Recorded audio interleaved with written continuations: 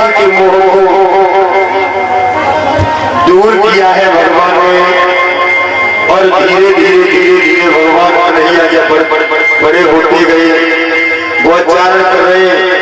एक दिन क्या हुआ कि भगवान कन्हैया को मारने के लिए और कंस ने एक दैत्य को भेजा।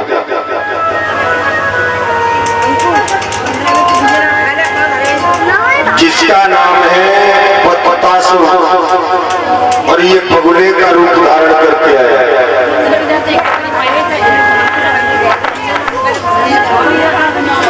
जब बगुले का रूप धारण करके आया, भगवान कन्हैया समझ गए। भगवान कन्हैया ने उसका वध किया।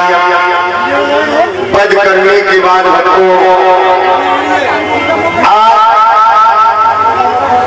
भगवान कन्हैया को मारने के लिए कंस जिसको भेजता है, भगवान कन्हैया गोविंदाय नमो नमः करते थे। कंस को ये नहीं पता चल रहा है मेरा काल मोटा है, पतला है, गोरा है, काला है, कैसा है। समय व्यतीत होता गया। भगवान कन्हैया ग्वाल वालाओं के संग में गोचारण कर रहे। एक राक्षस फिर भेज दिया, उसने बकासुर नाम का जो बछड़े का रूप बना के आया, और बछड़े का रूप बना करके गायों के बछड़ों में मिल गया। जब गायों के बछड़ों में मिल गया तो सखा को समझ रहे हैं गाय का बछड़ा है, और भगवान कन्हैया समझ गए ये दैत्य है। भगवान कन्हैया ने उसके एक गोड़ को तोड़ दिया। एक गोड़ को तोड़ दिया भगवान कन्हैया ने। तोड़ने के बाद में अब 3 गोड़ पर उल्टा फिर रहा है। और बकासुर नाम का दैत्य जो बछड़े का रूप बना के आया, उल्टा फिर रहा है। एंड में भगवान कन्हैया ने उसे मार दिया।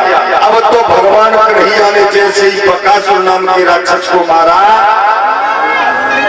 जितनी ग्वाल मंडली हती की दामा सदामी मनसुखा सब भगवान कन्हैया पर रुष्ट हो गई, गुस्सा हो गई। भगवान कन्हैया से कहने लगे कन्हैया तूने बहुत बुरा किया। बोले क्यों?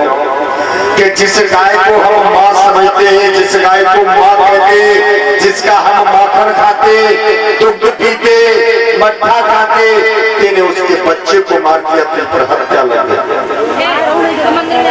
अब भगवान कन्हैया ने नहीं बताया कि ये राक्षस था कौन है। भगवान कन्हैया कह रहे राक्षस फिर भी नहीं मान रहे। अब भगवान कन्हैया कहने लगे भैया मुझसे गलती है, ये आपको दंड बताओ, दंड क्या है? आप जो मुझे सजा दोगे वो मुझे मंजूर है। अच्छा बोले हाँ। तेरे से हत्या लग गई, हत्या तेने हमारी गाय मां के बछड़े को मारा है, बच्चे को मारा है, तो अब तेरी हत्या एक तरीका से छूटेगी। बोले कैसे? कि तुझे 7 गांव 7 दिन भीख मांगनी पड़ेगी। समझना? 7 गांव 7 दिन तुझे भीख मांगनी पड़ेगी, और उसके बाद में तेरी पापों का क्षार होगा। भगवान कन्हैया कहने लगे भैया आओ। बोले हाँ। तो तुम्हें को पतोना है मेरे नंद बाबा को इतना बड़ा नाम है जिनके ना 1 लाख गौएं नित रहती हैं, और मैं इतने बड़े घराने को बड़ों में 7 दिन भीख मांगूंगा, मुझे शर्म ना लगेगी? वे कहने लगे, ग्वाल वाल कहने लगे हत्या तूने की है, जब हत्या की थी तब तो ये शर्म नहीं आई, तो भीख मांगने में शर्म लग रही है? भैया कुछ कम कर लो। कम कुछ नहीं होगा, तो कि इतना हो सकता है कि शर्म लग रही है तो दिन में मत, रात में मौत।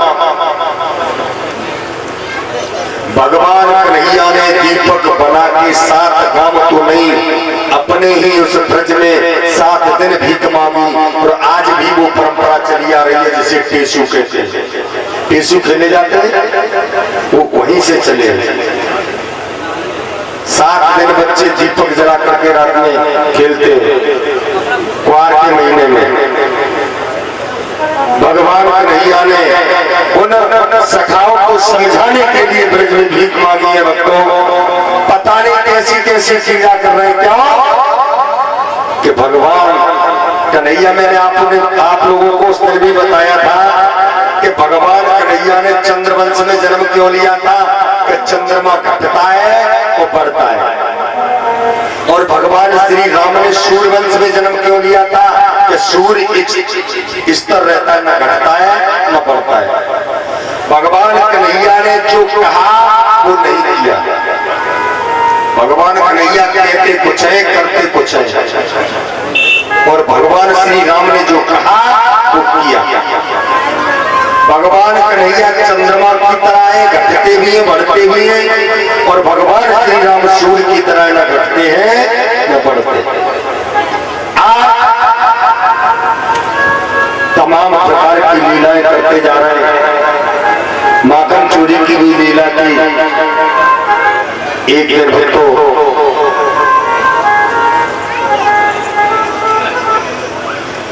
भगवान कन्हैया बैठे हुए हैं, इधर भोजराज कंस में कचेरी लगी हुई है, देवर्षि नारद का आगमन हुआ। जैसे ही देवर्षि नारद का आगमन हुआ भोजराज कंस की कचेरी में, भक्तों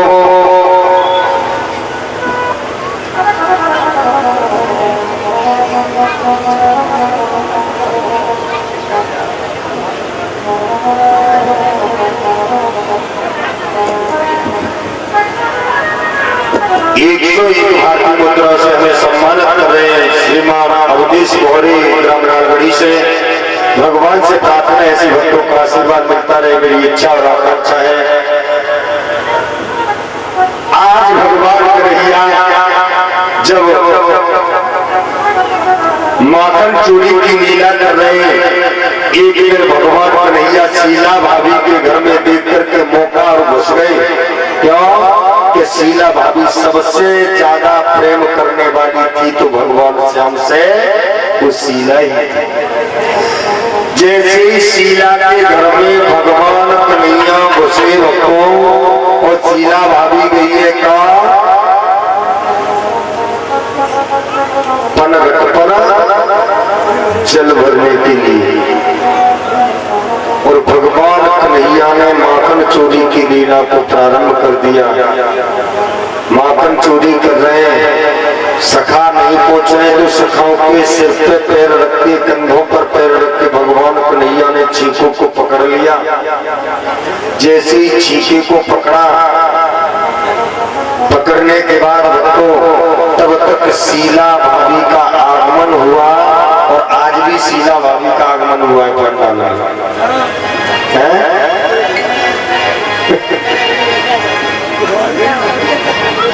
जैसे ही भक्तों आगमन हुआ, एकदम से द्वार बाल तो निकल करके भागे, और भगवान कन्हैया छींके को पकड़ के लटके रह गए।